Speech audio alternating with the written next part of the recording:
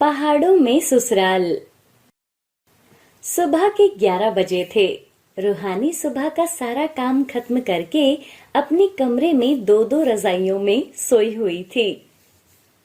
अरे बहू, बेटा, अपने लिए और हमारे लिए एक एक कप कहवा बना दे।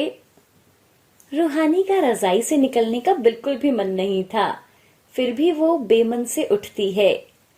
माँ, अभी कुछ देर पहले ही तो खाना खाया था। हाँ हाँ बेटा, ये लेह है, तुम्हारी दिल्ली नहीं है। यहाँ ठंड से बचने के लिए ये सब करना पड़ता है। रूहानी गर्म गर्म कहवा बनाकर लेकर आती है। जल्दी से पी ले, फिर हमें पास में से ही थोड़ी लकड़ियां लानी है। कुछ दिनों में बर्फबारी होगी तो बाहर नहीं जा सकेंगे और लाइट भी चली जाती है। फिर ये लकड़ियां ही काम आएंगी। घर में अंगीठी जलाकर आराम से बैठ सकते हैं। रूहानी की शादी हुए अभी 1 महीना हुआ था। उसे इतनी ठंडी जगह की आदत नहीं थी। लेकिन माँ, आज तो बहुत ठंड है और मेरे हाथ पैर सब ठंडे पड़ रहे हैं। बाहर कैसे जाएंगे? अरे बेटा, पहाड़ पर जब चलेगी ना तो सब गर्म हो जाएगा। रूहानी अपनी सास के साथ लकड़ियां लेने के लिए चली जाती है। हे भगवान, कहाँ फंस गई मैं? हाँ, कहाँ फंस गई? अच्छा, मुझे ही लगी थी पहाड़ों में शादी करने की। सोचा था ठंडे पहाड़ों में रहूंगी और गर्मी भी नहीं लगेगी, ऊपर से स्नोफॉल देखूंगी। लेकिन यहाँ ठंड के मारे तो मेरी हालत खराब हो गई है। हड्डियां तक ठिठुर जाती हैं। धूप देखने के लिए तो मैं तरस गई हूँ। रूहानी सास को अपनी हालत के बारे में बता रही थी और उसकी सास खिलखिलाकर हंस रही थी। अब मुझे समझ आया, मैं पहाड़ी जीवन को आसान समझ रही थी, लेकिन असल में वो बिल्कुल अलग है। अजय सही कहते थे, मैंने ही उनकी बात नहीं मानी। रूहानी और अजय कॉलेज के दिनों में एक दूसरे से मिले थे, जहां अजय की पढ़ाई के लिए वो दिल्ली शहर आया था। अजय ने रूहानी को बताया था कि वो लेह से है। अरे वाह, आपका घर कितनी अच्छी जगह है, मस्त पहाड़ों के बीच ना। कभी गर्मी तो पड़ती ही नहीं होगी। वाह, ऊपर से स्नोफॉल। आहा, कितना मजा आता होगा ना आपको। अरे ऐसा कुछ नहीं होता, वहां ठंड से हालत खराब हो जाती है। अब ऐसे ही दोनों के बीच ऐसी ही बातें होने लगी थी और रूहानी अजय से लेह के मौसम के बारे में पूछकर बहुत खुश होती थी। यार, तुम कितने लकी हो ना, इतना ठंडा मौसम। वाह, तुम तो हमेशा स्नोफॉल देखते होंगे ना। काश मैं भी ऐसी जगह पैदा होती।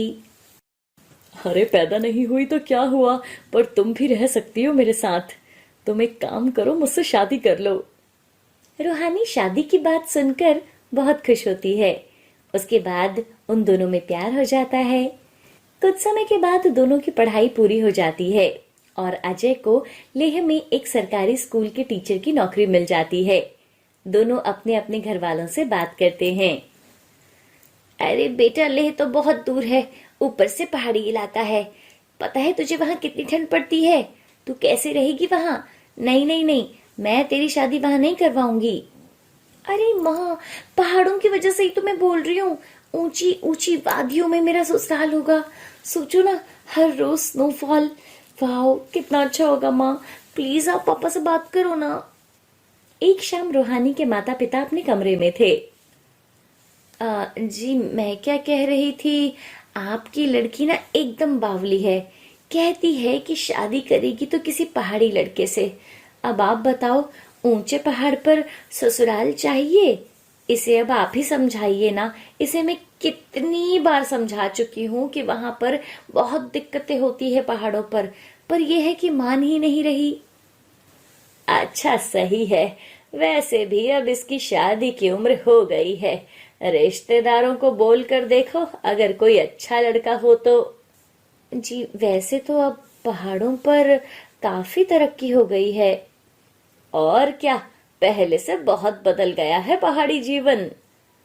जी, वो रूहानी बता रही थी कि उसके साथ एक लड़का पढ़ता था। अब वो सरकारी टीचर है लेह में और उसका घर भी वहीं है। अगर आप हाँ करते तो हम उससे बात करें। अरे अगर रूहानी को लड़का पसंद है तो ठीक है, हम एक बार लड़के के घर वालों से मिल लेंगे। अगर सब ठीक लगा तो ठीक है। दूसरी तरफ अजय भी अपने घर वालों से बात करता है और दोनों परिवार आपस में मिलते हैं और रिश्ता पक्का हो जाता है। और कुछ ही दिनों के बाद रूहानी की अजय से शादी हो जाती है और वो दिल्ली से लेह अपने ससुराल आ जाती है। तभी अचानक रूहानी की सास आकर रूहानी के कंधों पर हाथ रखती है और रूहानी अपने सपने से बाहर आती है। अरे बेटा, कब से आवाज लगा रही हूँ, ध्यान कहाँ है तेरा? हाँ, कुछ नहीं माँ जी। अरे मैंने अपनी लकड़ियां बांध दी है, चल अब घर चलते हैं। फिर दोनों लकड़ियां लेकर घर आ जाती हैं। कुछ दिनों के बाद वहां बर्फबारी शुरू हो जाती है।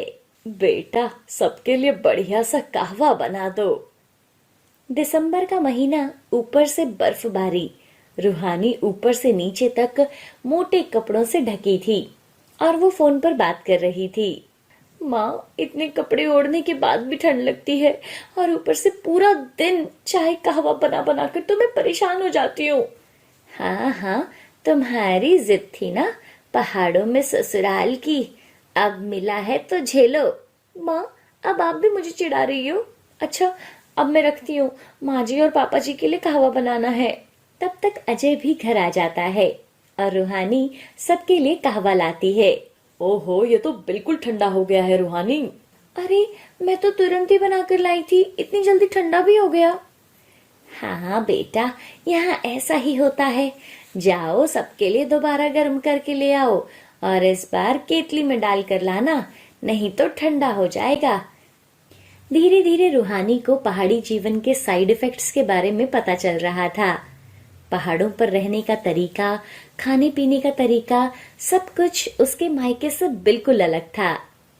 उसी शाम, रूहानी, बाहर बहुत स्नोफॉल हो रहा है। तुम्हें तो स्नोफॉल देखना पसंद है ना? चलो बाहर देखने चलते हैं। रूहानी रजाई में लेटी हुई थी। नहीं, मुझे नहीं देखना, तुम जाओ। अरे देखना कैसे नहीं है, तुम ही तो बोलती थी ना पहाड़ों में कितना मजा आता है, चलो ना मेरे साथ। अजय रूहानी की रजाई उठा लेता है और उसे खींचकर बाहर ले जाता है। मुझे नहीं जाना, मुझे ठंड लग रही है। ऐसे बोलते ही रूहानी की आंखों में आंसू आ जाते हैं। अरे तुम ठंड के मारे रो रही हो? और सब लोग हंसने लगते हैं। बेटा, पहाड़ों में ससुराल होने के कई फायदे हैं तो कई नुकसान भी हैं, मैं समझती हूँ, लेकिन मुझे भरोसा है कि तुम धीरे धीरे ढल जाओगी जैसे मैं ढल गई। लेकिन फिलहाल तुम्हारी हालत देखकर लगता है कि तुम्हें कुछ दिनों के लिए अपने मायके होकर आना चाहिए। क्यों, सही कहा ना मैंने? अपनी सास की बात सुनकर रूहानी के चेहरे पर स्माइल आ जाती है। हाँ, मुझे कुछ दिनों के लिए सच में घर जाना है। रूहानी समझ गई थी कि पहाड़ों में ससुराल होने के बारे में सोचने और असल में वहां रहने में बहुत फर्क है। शांति और अशोक नागपुर गांव में रहते थे। अशोक की गांव में बहुत जमीन थी और उसने बहुत सारी भैंसें भी रखी हुई थी, जिसका दूध वो पूरे गांव में बेचता था। अशोक का एक बेटा था जिसे उसने पढ़ने के लिए शहर भेजा हुआ था। एक दिन शाम का समय था, शांति घर का काम कर रही थी, तभी डोर की बेल बजती है। आज तो बड़ी जल्दी आ गए, दूध देकर इतनी जल्दी? अरे ये तो अभी कुछ देर पहले ही गए थे। डोर बेल लगातार बज रही थी। अरे हाँ हाँ, आ रही हूँ। शांति दरवाजा खोलती है तो सामने शांति का बेटा गौरव और दुल्हन के कपड़े पहने हुए एक लड़की खड़ी थी। अरे बेटा, तुम, और ये कौन है? माँ, ये शीतल है, मेरे साथ कॉलेज में पढ़ती थी, हम दोनों ने शादी कर ली है। नमस्ते आंटी। अरे माँ के पैर तो छुओ। शीतल गौरव की बात पर ध्यान नहीं देती और अपना बैग लेकर सीधा घर के अंदर चली जाती है।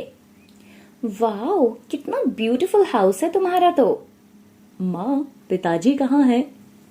बेटा, तेरे पिताजी दूध डालने गए हैं, आते ही होंगे बेटा। सुन, तूने शादी कर ली, हमें बताया भी नहीं। तेरे पिताजी बहुत गुस्सा करेंगे। अरे माँ, अब बता तो दिया, इसे आपसे मिलाने ही तो लाया हूँ। तभी वहां शीतल आती है। आंटी जी, बहुत भूख लगी है, प्लीज कुछ खाने के लिए बना दो ना। बेटा, तुम लोग इतनी दूर से आए हो, भूख तो लगी होगी। मैं जल्दी से खाना बनाती हूँ, तुम लोग जाओ, नहा धोकर फ्रेश हो जाओ। शांति खाना बनाती है और कुछ देर के बाद गौरव के पिता अशोक भी घर आ जाते हैं। शांति अशोक को बताती है कि गौरव ने शादी कर ली है और वो बहू को लेकर घर आया है। क्या शादी कर ली? अरे ऐसे कैसे कर ली? इसका दिमाग खराब हो गया है क्या?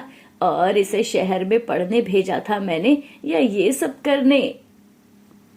अरे आप धीरे बोलिए, बहू सुनेगी तो आपके बारे में क्या सोचेगी? अरे क्या सोचेगी? इसने शादी कर ली और हमें बताया तक नहीं। गौरव अपने पिता की आवाज सुनता है। शीतल और गौरव अपने कमरे से बाहर आते हैं और अपने पिताजी से मिलते हैं। नई बहू घर आई थी, इसलिए अशोक कुछ नहीं बोलता और वो सब लोग मिलकर खाना खाते हैं। 2 दिन के बाद नई बहू से मिलने कुछ मेहमान आने वाले थे। बहू, चल किचन में कुछ अच्छा सा बना ले, वो तेरी बुआ जी और मौसी जी मिलने आ रही हैं बेटा। सॉरी आंटी जी, मैं किचन में काम नहीं करूंगी, नहीं तो मेरे नेल्स खराब हो जाएंगे। शांति देखती है तो शीतल ने बड़े बड़े नेल्स रखे हुए थे। ये सब अशोक भी सुन रहा था। अच्छा बेटा, चल कोई बात नहीं, मैं कर लूंगी। शांति अकेले ही घर का सारा काम करती है और मेहमानों के लिए अच्छा सा खाना बनाती है। शाम को सब मेहमान आते हैं। शांति नई बहू को सबसे मिलवाती है। शीतल बेटा, जाओ सबके लिए चाय ले आओ। चाय? और मैं? सॉरी आंटी जी, वो क्या है ना, मैंने डिजाइनर साड़ी पहनी है, अगर चाय की एक बूंद भी गिर गई ना तो मेरी साड़ी खराब हो जाएगी। अरे माँ, आप भी ना, कहाँ अपनी मॉडल बहू से चाय मंगवा रही हो? अरे इसकी हील्स तो देखो जरा, कितनी बड़ी पहनी है। चाय बन गई तो यहाँ तक नहीं पहुंचेगी, रास्ते में ही गिर जाएगी। अशोक को नई बहू की ये सब हरकतें बिल्कुल पसंद नहीं आ रही थी, लेकिन वो रिश्तेदारों के सामने कुछ नहीं बोलता। रात को सब खाना खाते हैं और अपने कमरे में सो जाते हैं। ऐसे ही कुछ दिन बीत गए। अशोक और शांति भी अपने कमरे में लेटे हुए थे। अरे क्या अक्ल है इसकी, इसको बड़ों की इज्जत करना बिल्कुल नहीं आता है क्या? अरे इसको दिखाई नहीं दे रहा कि तुम सुबह से काम में लगी हो, एक भी काम में तुम्हारी मदद नहीं कर सकती है क्या ये? अजी, नए घर से आई है, धीरे धीरे सब सीख जाएगी। अरे कैसे सीखेंगे, अपने कमरे में बैठकर, वो भी उससे तुम्हारे पास तो आना चाहिए। 1 महीना होने वाला है इसे यहाँ आए हुए, और एक दिन भी पानी तक का ग्लास नहीं धोया होगा इसने। जी, आजकल की पढ़ी लिखी बहू है, खुद ही समझ जाएगी। तुमसे कुछ नहीं होगा, इन्हें तो मैं बताता हूँ कि ये पैसा ऐशो आराम ऐसे ही नहीं मिल जाता, मेहनत करनी पड़ती है, मेहनत। अगली सुबह, शीतल बहू, जाओ आज तुम सुबह की चाय बनाओ। अगर कुछ नहीं पता चले तो अपनी मम्मी जी से पूछ लेना, वैसे भी अब वो बूढ़ी हो गई है, दिन भर अकेले काम में लगी रहती है। आज तुम अपने हाथों से चाय बनाकर पिलाओ। हाँ पापा जी, मुझे चाय बनानी नहीं आती है, और हाँ, मुझे ना किचन में काम करना बिल्कुल पसंद नहीं है। वो मेरे घर में क्या है ना, काम वाली थी, काम करने के लिए। एक काम करते हैं ना, हम यहाँ भी काम वाली रख लेते हैं। लेकिन बेटा, तुम्हें भी तो काम करना सीखना चाहिए ना। शीतल बिना कुछ बोले अपने कमरे में चली जाती है, जहाँ गौरव अभी तक सो रहा था। अरे क्या हुआ, तुम क्यों रो रही हो सुबह सुबह? तुम्हारे पापा जी ना मुझे घर की नौकरानी बनाना चाहते हैं। तुम्हें पता है, उन्होंने मुझे चाय बनाने को बोला। अरे चाय बनाने से कोई घर का नौकर बन जाता है क्या? माँ भी तो घर में काम कब से कर रही है। मैं ये सब नहीं करूंगी, बोल दिया है मैंने तुम्हें। अरे देखो शीतल, तुम्हें माँ की थोड़ी तो मदद करनी ही होगी। वो बेचारी कितने दिनों से लगी है हमारी सेवा करने को। और हाँ, पिताजी को अगर गुस्सा आ गया ना तो उन्हें समझाना बहुत मुश्किल हो जाएगा, फिर वो किसी की नहीं सुनते। ये सब मुझे नहीं पता, मैं अपने घर जा रही हूँ तुम्हें छोड़कर। अरे अरे अरे, तुम ये कैसी बातें कर रही हो?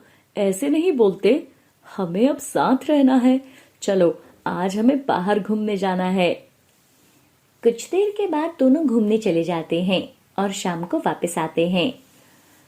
गौरव, गाड़ी की चाबी इधर दो। क्या हुआ पिताजी? और तुम दोनों के बिस्तर आज तबेले में लगा दिए हैं। आज वहां सो जाओ और सुबह होते ही तुम दोनों यहाँ से निकल जाना। तुम दोनों की यहाँ अब कोई जरूरत नहीं है। बस करो जी, बच्चे हैं, मान जाएंगे। अरे तुम तो चुप ही रहो, तुम्हारी वजह से मैं इतने दिनों से चुप था, नहीं तो अब तक का मैं इन्हें यहाँ से कब का भगा देता। अरे मजाक समझा है इन्होंने, जब देखो गाड़ी उठाकर निकल जाते हैं, कुछ पता नहीं है कहाँ नहीं। यही सब करना है तो निकल जाओ यहाँ से। चलो जी, आप यहाँ पे क्यों खड़े हो? मैं अपनी बेइज्जती और नहीं करवा सकती। शीतल अपना सामान उठाती है और घर से बाहर निकल जाती है। आज हम यहाँ नहीं, तबेले में ही रहेंगे। गौरव शीतल को लेकर तबेले पर जाता है, जहाँ बाहर बहुत सारी भैंसें बंधी हुई थी। अरे ये तो मुझे कहाँ लेकर आ गए हो? छी, ये तो बहुत गंदी स्मेल आ रही है। छी। अरे तुम्हें ही तो जल्दी थी ना यहाँ आने की, यही तो है तबेला। क्या तबेला इसे कहते हैं? नहीं, मैं यहाँ नहीं सोऊंगी। आज की रात तो अब यहीं काटनी होगी, पिताजी घर में घुसने नहीं देंगे। तुम पिताजी को नहीं जानती हो। गौरव और शीतल अब भैंसों के तबेले में सो जाते हैं। शीतल को वहां पर बहुत डर लग रहा था। रात के 12 बज रहे थे, सब लोग सो जाते हैं। तभी बाहर से भैंसों की आवाजें आने लगती हैं। गौरव उठो ना, मुझे बहुत डर लग रहा है। गौरव गहरी नींद में सोया हुआ था। गौरव उठो ना प्लीज। मुझे लगता है बाहर जानवरों की आवाजें आ रही है और लगता है वो जानवर यहीं आ रहे हैं। शीतल के बहुत उठाने पर गौरव उठता है और वो बाहर जाता है। वो देखता है कि 2 भैंसें अपने खूंटे से निकलकर इधर उधर घूम रही थी, जिसकी वजह से बाकी भैंसें भी उठकर चिल्लाना शुरू कर देती हैं। अच्छा ठीक है, तुम यहीं रुको, मैं अभी आता हूँ। फिर गौरव दोनों भैंसों को पकड़कर उनके खूंटे से उन्हें बांध देता है। अब से इसकी आदत डाल लो, अब यही सब होगा। मुझे माफ कर दो गौरव, अब से मैं किचन में सब काम कर लूंगी, लेकिन मुझे यहाँ नहीं रहना। सुबह सुबह गौरव और शीतल घर पर जाते हैं और माँ और पिताजी से माफी मांगते हैं। माँ जी, मुझे माफ कर दो, अब से मैं आपकी हर काम में मदद किया करूंगी। पिताजी, मुझे माफ कर दो प्लीज। बेटा, हम कोई तुम्हारे दुश्मन नहीं है। हम भी चाहते हैं कि हमारे बच्चे हमारे पास बैठें, हमसे कुछ बात करें, अपनी जिम्मेदारी को समझें और उन्हें संभालें। हमें माफ कर दीजिए पिताजी, आज के बाद ऐसा कभी नहीं होगा।